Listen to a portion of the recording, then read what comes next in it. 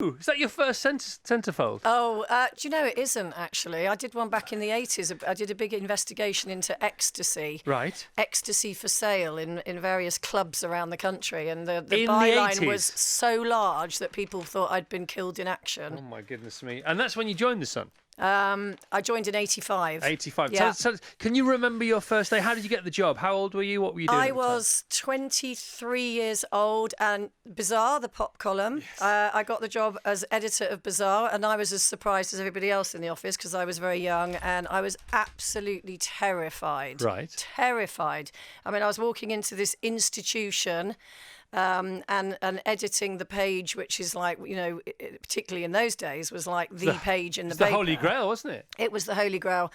And yeah, it was absolutely terrifying, but oh my word, what a roller coaster ride. So did you take over from Nick Ferrari, would it have been then? Yeah, Nick Ferrari and Martin Dunn. Right, so you were post Ferrari and Dunn, pre Piers Morgan. Yeah, Piers took over from me when I left. Whoa!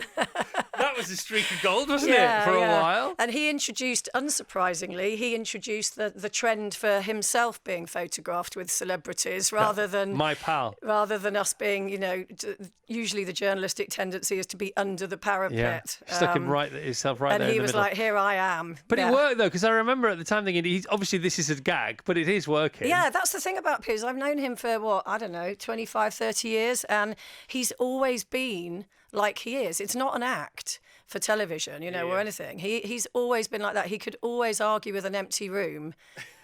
From the age of about 21. You could have a row in an empty room. That's so funny. So you went from editing Bazaar to what's next? Then I went off to you might remember this, a channel called Music Box. I do remember Music Box. Yeah, I thought, I'll give telly a go. Everybody talked about Music Box a lot, but in the business. But I think I may have had a couple of pals that were there, because MTV, there was Music Box. Yeah. It was all going on at the same time. It was all like that really kind of early days of music television. Yeah. And I thought, I'm going to go and be all like young and funky. And it was great, but everybody wore trainers, and I was, way before everybody does now. And I was just a bit out of my comfort zone, and I missed journalism, so I ended up going back into news. Right, so was this at Fleet Street, the heyday of Fleet Street? This was pre-Wapping, or was Wapping No, just I joined when it was in Wapping, right. But then I did do a couple of years on the Mirror, which wasn't quite Fleet Street, it was like High Holborn nearby. Right. But, so there were bits of Fleet Street, but of course that's now it's pretty much all gone. And the culture then was closer than it is now between the Mirror and the Sun? Yeah, I mean, it was funny because we were always arch rivals, still are, but the beauty of Fleet Street was that you all just met in the pubs. Yes. So everybody hung out together. It was like a big collective. But of course there was also that friendly rivalry as well. So all was fair in love and war, but then once you hit the bar, it was like, Exactly, okay. But you still never drank enough to give away your next day's exclusive. Or at least you hope not. You hope not, yeah. Okay, so you came back to the Sun, what year would that be? I came back in the early 90s. And what did you do then? So I came to do Sun Woman, right? Which was then a 12-page pullout. So it was almost like editing a mini paper in itself. And I'd had a column at the Mirror. And so when I came over to the Sun, and the Mirror took the column off me and gave it to Vanessa Feltz, and I was furious. So I thought, right, I'm leaving. So I went to the Sun and I said, look, my only criteria is I can have a very small little column in Sun Woman, which I did for years. And then Paulie Yates was the main columnist. Right. God rest her soul. And she left the Sun, and they rang me up. I was literally in a playground with my daughter, and they said, do you fancy doing the main column? And I said, you bet I do. So that was, God, I don't know, nearly 25 years ago, and I've been doing it ever since. And how's everything changed? How has the whole how's print journalism changed from 1985 to now? What have been like a couple of big things, maybe? Very, very different now. I mean, obviously the arrival of the internet has changed things enormously.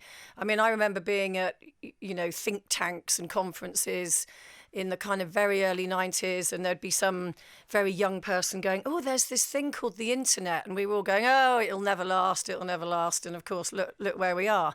So I think newspapers have had to really kind of evolve. We've had to move a lot over to online. I mean, my kids, I've got 3 aged 32, 27 and 15. They don't really read newspapers. They read their news online. So they'll read the Sun Snapchat page, for example. Yeah. So it's same but different. So we've just got to kind of learn to move over to one from one genre to another. But of course, plenty of other people still do read newspapers, and we're catering for those as well. Right, and 50 years down, here's to the next 50, and celebrating with this £1 million to readers. So how do people nominate? Well, you basically go on the Sun website. Yeah. So it's www.thesun.co.uk/50, and you can nominate. And the idea really is that, so over the years, the Sun readers have been massively generous. Every time we've done a campaign, they've donated over £100 million in total. Wow. So we thought, it's our 50th, it's time to give something back.